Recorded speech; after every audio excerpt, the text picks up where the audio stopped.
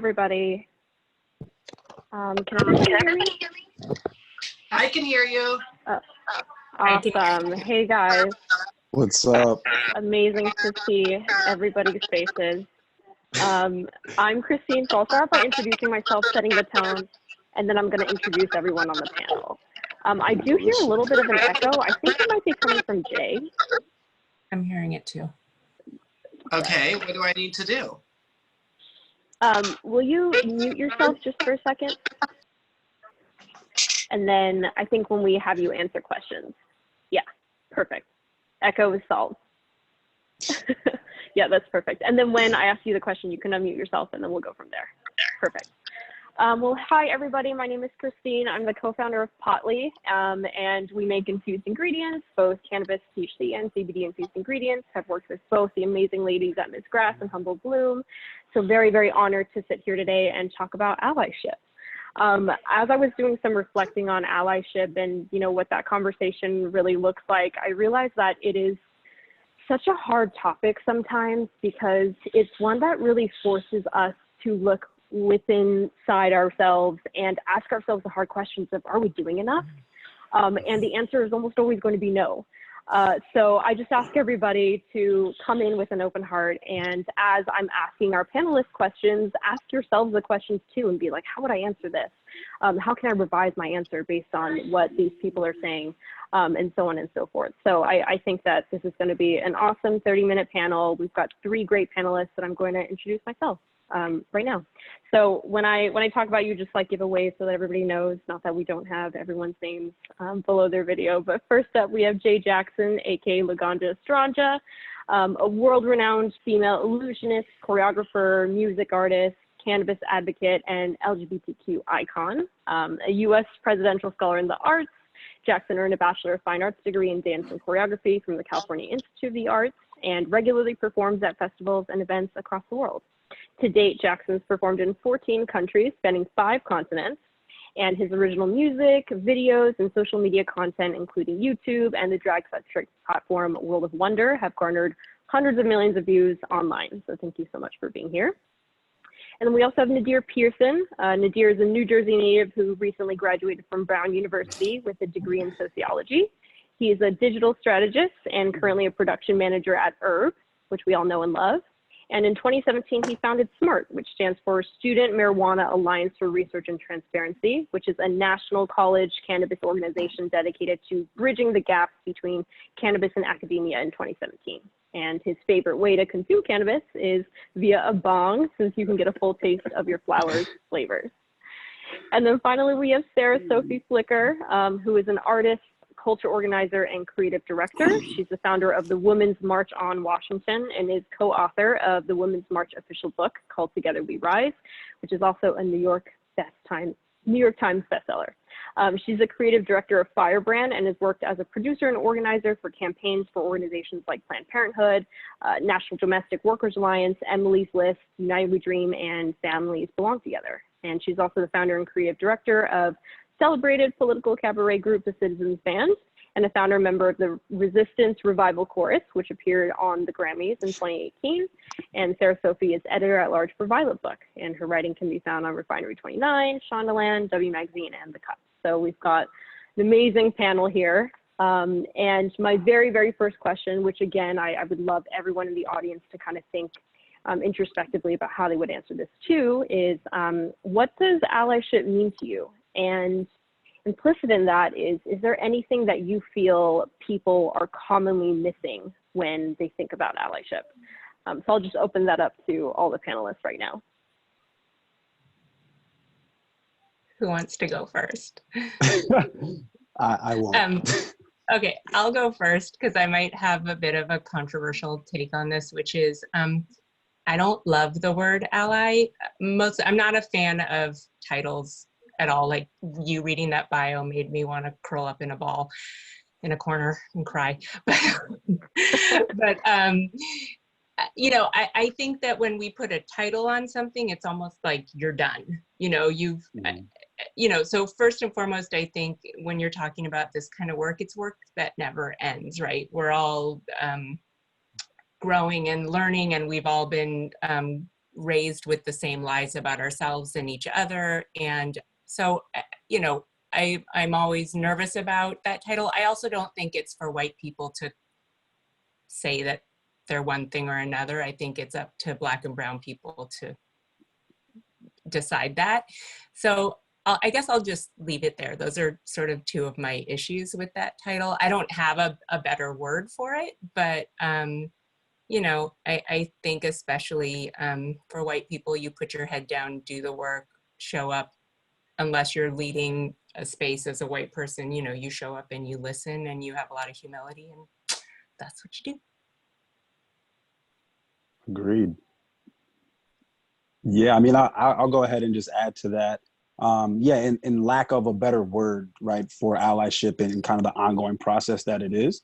I know for myself as a, you know, a Black cis het male, kind of not wanting to take up too much space, or learning that, you know, how much space I actually do take up, and not even realizing it, you know, having, you know, matured over the years. I think, you know, being able to take those learnings and obviously create opportunities for others is kind of where an ally seems to me to like spark a lot of, you know, just like light bulb, like, maybe that's the right track. You know, maybe I should kind of go down this way where, one, I'm getting out of my way, other people's way, you know, and really seeing the macro picture on kind of all the things that we've learned over the years, whether it's subconsciously or just society has kind of fed us these things, and really seeing, you know, in what ways do, you know, I myself embody some of these privileges, right? That whether or not I realize that I'm using them against others, but really, like I said, doing that work on my own, not, you know, to make sure that others can benefit from, one, the education that's already out there and the people that have already been doing the work, and really, like I said, so that everybody can and feel liberated.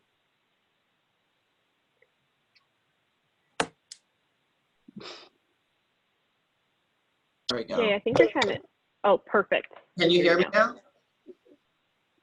So for me, allyship, I guess, means being a human being. I feel like it means being a friend and actually caring for others around you. So to kind of echo what everyone else is saying, I think being an ally means doing the constant work. You can't just be someone's friend sometimes. You got to be their friend all the time. And I think it has to stem from a place of wanting and not just doing because you're supposed to or doing because you're told to. It comes from a real want to care for your neighbors. And so to me, that's what it means to be a real ally. Yeah, beautifully said. I think step one is just recognizing the work that needs to be done and understanding it and fully believing it, and then putting that into action. I think another definition that I have for allyship is just true ownership, that this fight for equality is your fight whether or not you feel privileged or not, right? And even if you're in a position of power or a position of privilege, just knowing that this is also your fight, even if you were not being negatively impacted by discrimination, I think is like the number one thing that comes to mind. So I love all of that. My first question is actually for Jay, and it stems right off of that first one, but as someone of the LGBTQ community, are there times where you felt that someone could have been a better ally to you? And what have those experiences taught you about being a better ally yourself? Sure. Well, I definitely do feel there have been times in which I think people's support of me or my character Laganja could have been more genuine. However, it is really during this time, specifically with the BLM movement, that I've realized what little injustices I have faced, whether it be in the cannabis community, in the drag community, or in life in general, is nothing faced to my brothers and sisters of color. So for me, I took a look at the questions coming, and it's just really hard to answer this question right now because I just feel like it doesn't matter. I mean, it does matter. I should feel comfortable in the cannabis space as a gay person, and we do need to create more safe spaces for people to come together. But ultimately, that's not the issue right now that we should be talking about. That's not something that I feel I need to be standing on my soapbox and talking about. I've done that for many years, and we're going to get there. But before we get there, we need to look at the real issue at hand, which is racism, which has existed in the cannabis community since I've been a participant, whether that be with the people who are in jail because of their convictions of cannabis, whether that be ownership of a business, whether that be employment. You know, I've seen a lot of inequalities. And so that's why I just want to like kind of bring light to that and say like, yes, it's true. As a gay person, I have faced many difficulties, but it's nowhere in comparison to a person of color. Mm-hmm. Mm-hmm. Yeah, and I think too that you're someone who's been very vocal about the disenfranchised communities that have really been at the core for the movement to legalize both medical and recreational cannabis. And I think within our industry, the core of the gay rights movement. I mean, if it wasn't for my black and brown trans brothers and sisters, I wouldn't even be able to celebrate Pride. So at the end of the day, you know, this all does relate to people of color. And that's why, again, you know, it all goes back to this idea that all Black lives matter. I think that's something that unfortunately we're missing in the message a lot. And that includes gay people, that includes trans people, that includes people who don't identify as straight or biologically born the way they were.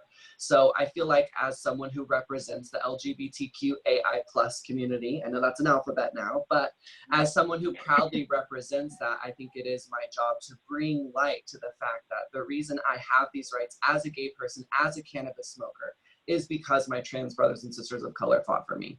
So, you know, I feel really empowered as an activist who falls on the intersection of these two communities. I had no idea when I started smoking pot that it was because of gay people in California that I was legally doing this. But obviously, as I've become an activist, done my research, you know, looked into Proposition 215, which is also known as the Compassionate Act, because that's exactly what it was. It was the LGBTQ community fighting for their brothers and sisters who are experiencing HIV and AIDS and getting them this proper medication through cannabis. So I feel really proud, and I do recognize that there's still a lot of work to be done in that area of the LGBTQ community. But I think right now, like I said, it is more important that we focus on the overall picture, and that is systemic racism. Yeah, definitely. And I think I can imagine that for you, learning about that history and that heritage almost made you feel more connected with the work that you do, and brings even like a greater depth of meaning to what you do on a day-to-day basis. Yeah.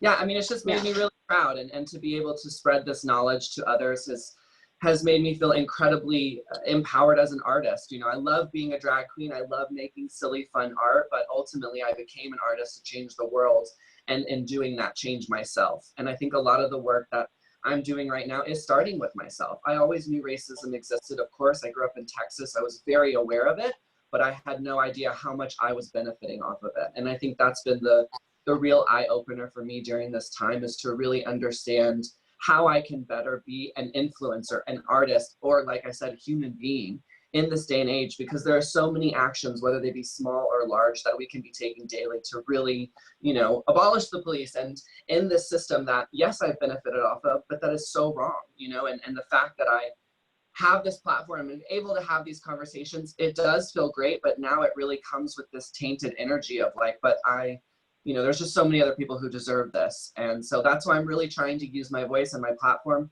to educate, like I said, first and foremost myself, and then those around me, because I think it's these conversations, you know, specifically for me with my white friends from Texas who don't live in LA, who don't get the exposure to the things that I've had the exposure to really have those hard conversations with them.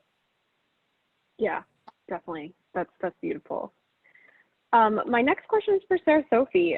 You talked a little bit about your conflict with the term allyship, and about how once you kind of call yourself and like bestow a title that, oh, I'm an ally, it almost makes it feel like the work is done, which I totally get, and I totally understand. I think when we were talking about it a couple of days ago, I need to figure out this study, but I had read this behavioral study that says that when you say a goal out loud, you are actually less likely to achieve the goal, because you derive some pleasure and a sense of achievement just by stating it. So it's one of those things where it's like, the more we just talk and talk and talk, like the less likely we are to perform action. But the other question that I had for you was, you being a parent, how has that role in that position impacted your perspective on allyship, and does it impact the way that you raise your children? I know that some people say, you know, it's just like, don't teach them any racist values, but it's more difficult than that, right? Because we're constantly exposed to racist content. So I'm wondering what your perspective specifically on parenting might be.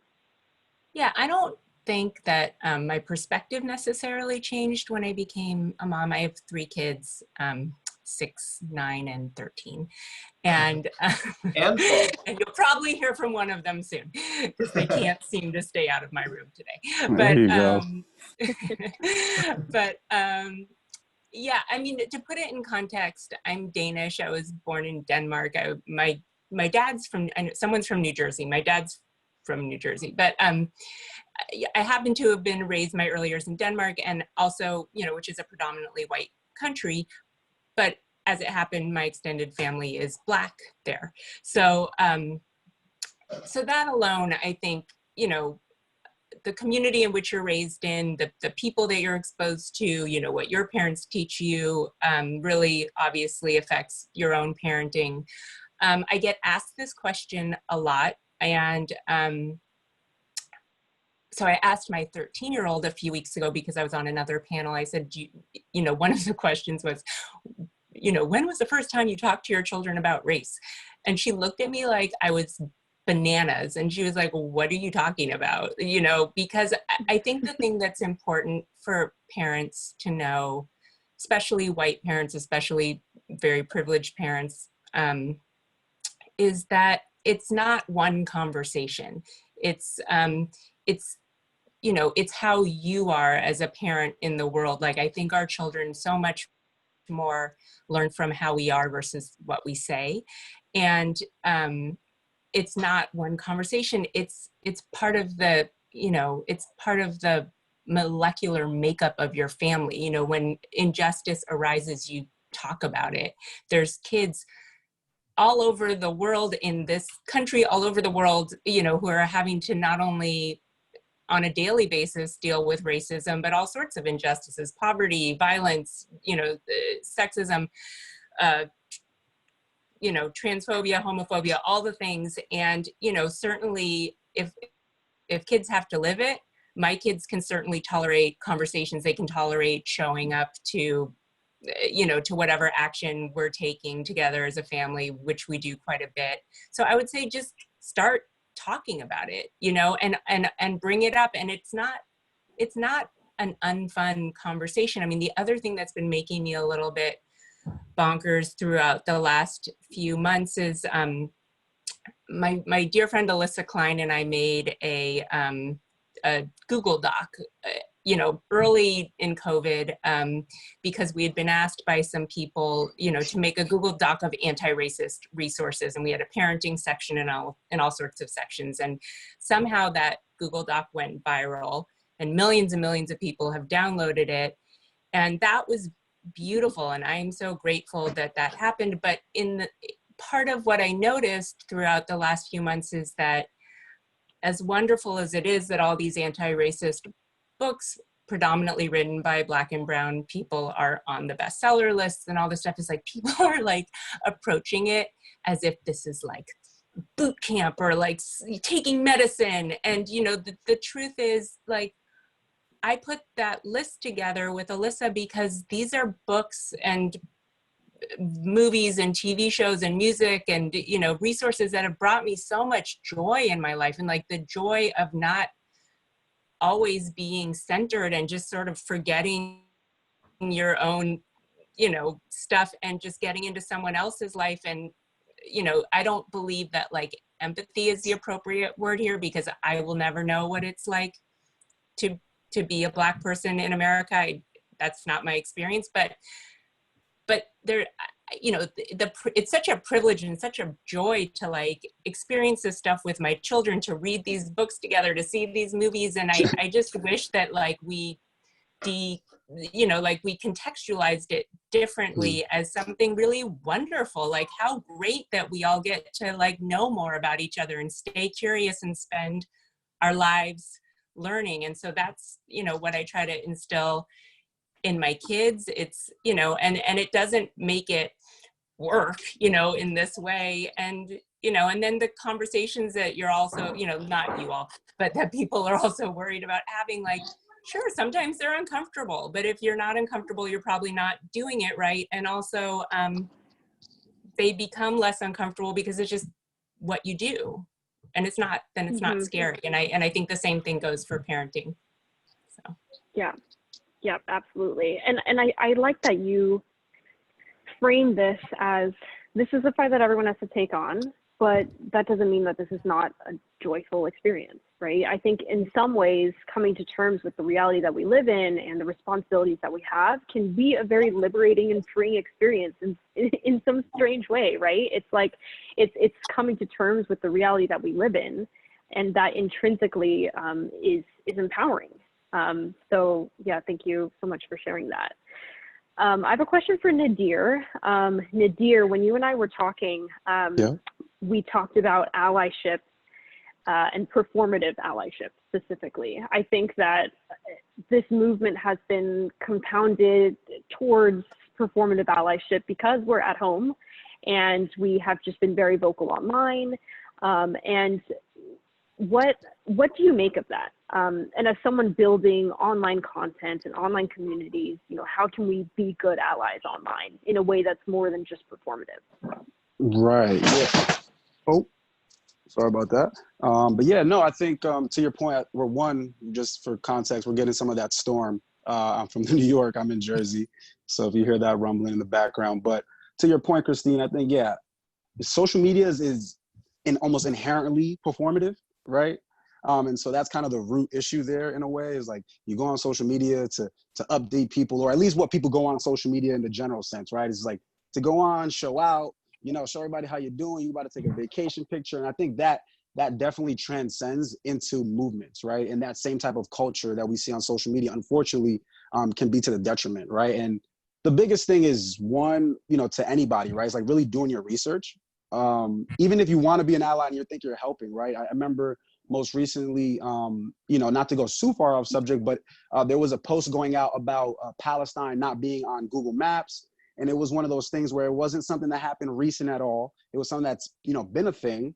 And somebody was sharing it and trying to be helpful or just trying to show support in some way for, you know, for folks. And inherently, you know, that's missing the ball because social media is so easy to share something immediately. Example, the Blackout Tuesday, right?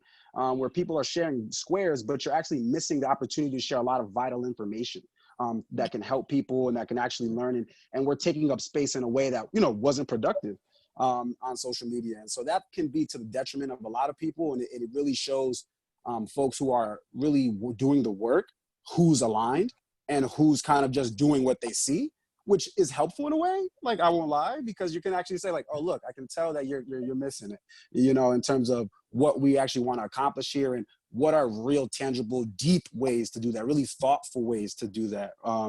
And so, you know, even to give some like more ideas, I just saw today, and this is something that I was really inspired by, and I was really happy to see this brand, Airgraft, team up with Lunita, who is out of Florida, I believe, or, you know, bounces and travels all over and does her work as a, you know, cannabis advocate and influencer. And so they've teamed up to actually give 60 BIPOC people 1 month membership to Ethel's Club, right? So this is a really thoughtful and you know, just shows a lot of love at the core, right? Of being able to not, you know, just do something for other people and that be it. You know, not ask for anything in return. Obviously, there's that performance of we're going to do it and post about it. But when you actually team up with somebody and, like I said, strategize and allow them to be the leader in what's going on and whatever type of collaboration, that is true empowerment in my eyes. And so I think that's kind of where the direction needs to go in terms of social media. Even for myself, I've seen just in my 23 years of life, from Trayvon Martin until now, so many of these kind of uproars and movements for Black lives happen. And I've generally myself got tired of posting about it. I made content about this stuff already. When Philando Castile died in 2017, I was there making content, right? And then it happens again, you know, with George Floyd, it happens again with Breonna Taylor, it happens again with everybody that's, you know, every day. And so for myself, it's like, what can you do now to rethink, because the social media is obviously only does so much at a surface level. What can you genuinely do to impact people's lives and really start to help and work with people? And for myself, that's been even looking in terms of what I'm best at, digital strategy. What are other people who are deserving of, you know, some of the things that I actually become, you know, pretty experienced in, and actually being able to help those people. So that's kind of how I've been trying to, you know, think about that personally and share with others in order to kind of go beyond what social media encourages us to do. Yeah, yeah, definitely. And we have 8 minutes left of this segment, so if anyone has any questions, pop them in, and then we'll get them out to our panelists. But I think social media is so tricky because on one hand, you don't want to just post something and then dust your hands and be done with it. But then on another hand, I think there are people who want to be engaged on this dialogue and educate themselves and make a statement and talk about how this has personally impacted them, but then they're also afraid that that might be perceived as performative. You know what I mean? So it's like, it's really tricky, but I think as long as people are action oriented and are really trying to make a difference, that's really what we can do here. But my last question for everybody, and I'll ask the questions that trickle in too, is you guys are all community builders. And so how are you thinking about systemically and, you know, engineering controls so that allyship is encouraged and is a must? Sure, I'll go first. So for me, I am really taking a focus inward, as I said, on what are the small actions that I can take as an individual and specifically as an influencer during COVID. That's how I've survived, is by being an influencer, by being paid by brands to promote them online, which has been a gift, truly. I never thought in a million years I would ever consider myself an influencer as I sit here in the studio getting painted up. I mean, I went to school to be a dancer, man. I never thought like this would happen. But one of the things that I'm really doing right now as an influencer is when I'm involved with companies, I'm asking them, you know, are you donating to causes like BLM? What does your staff look like? Are you hiring other influencers of color who are also LGBTQ? Like, what does your company look like? And I think before I always thought about what is the product like? If someone from my community buys this product, will they actually like the product? And that's where I realized like my privilege was coming in, you see, because I didn't do the work. I didn't go that extra step to make sure not only is the product good, but the company is good. And so that's something that I've really been focused on. I'm also just trying to make art that really reflects what's going on. I think as someone who's so involved heavily in this visual medium, it's amazing for me to do what I'm doing today, which is this lovely rainbow cut eye. But it's also important that the work I'm doing really talks about BLM, really talks about the inequalities for my trans brothers and sisters. And so I think it is about finding a balance, because it's very easily to get overwhelmed and to have this consume you, at least for me as an empath it is. But I find that taking these small steps, you know, right now I'm following Ashley Marie Preston, A-S-H-L-E-E, Marie Preston. She's an incredible Black trans woman online who actually has the want and will and patience and kindness to teach white folk, because as you know, it's not Black people's jobs to teach us, it's our jobs. But there are some very important people out there like Ashley and, like Nadir, which I've got to admit, yesterday I was looking at your page just because of this conversation, and I was so happy to see that there are more people like Ashley who are Black, who have the time, who want to do this. And I think those are the voices we need to be listening to, we need to be amplifying, and we need to be checking in every day. So whether that's making a donation, whether that is retweeting and performing on social media, whatever it is, there are small things that we should be doing every single day. And that's just what I'm trying to do right now to really, continue to be an ally and continue to spread that message. Great. Any other thoughts in terms of just building that community? I'll also throw in one of the Q&A questions that we got from Sasha Harvey about the context for it is, what if cannabis brands are banned on social media, which does happen? How do we share information? But I think that broadly also speaks to what are mediums besides just like Instagram that we can be getting involved in using to make a difference? Sorry, what about Instagram? I didn't hear that part of the question. I think some cannabis brands get banned or shadow banned or blocked on social media. And so that's definitely a barrier. So I think the question is, how do we share information? But even outside of just getting banned or cannabis brands, are there other spaces that we can go to online to engage in the conversation? The weed tube.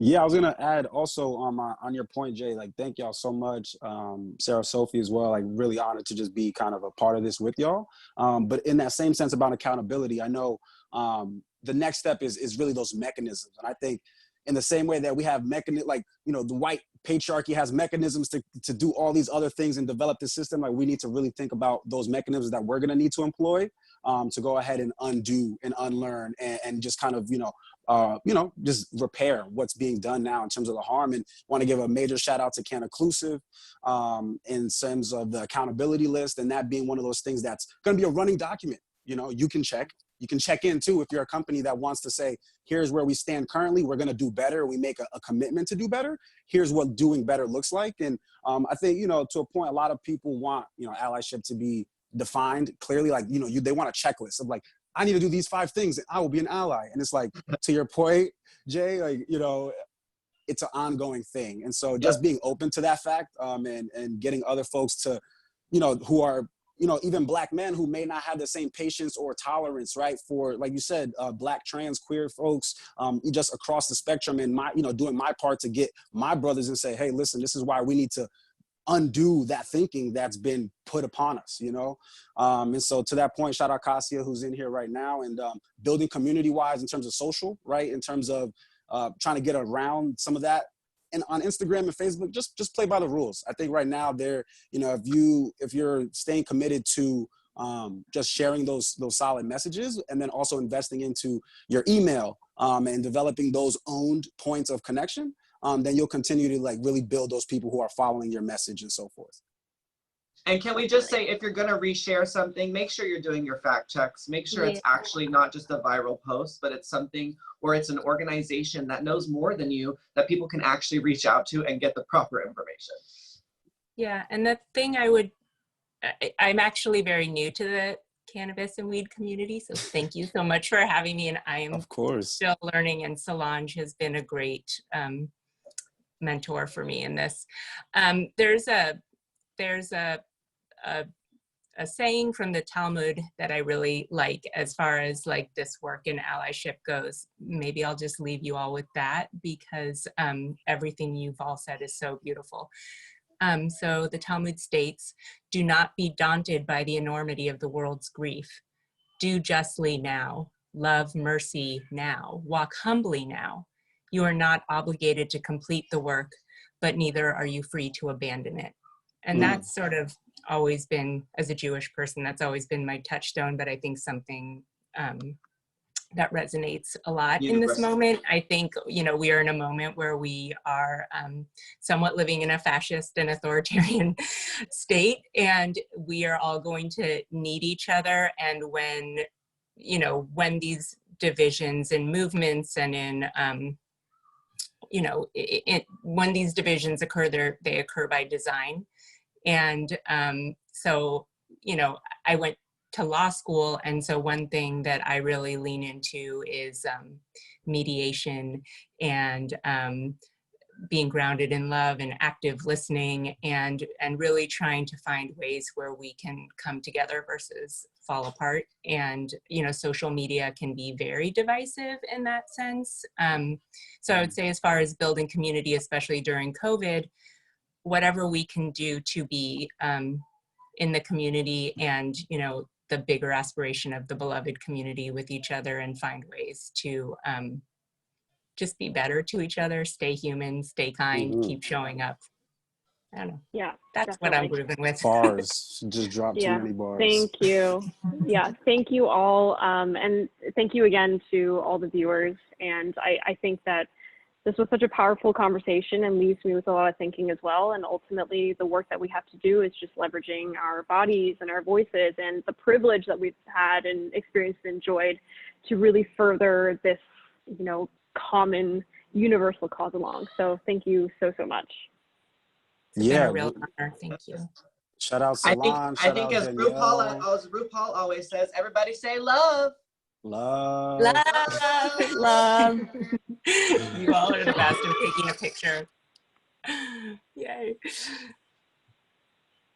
Thanks for having us, guys. Yeah, no, it was a real honor. Thank you.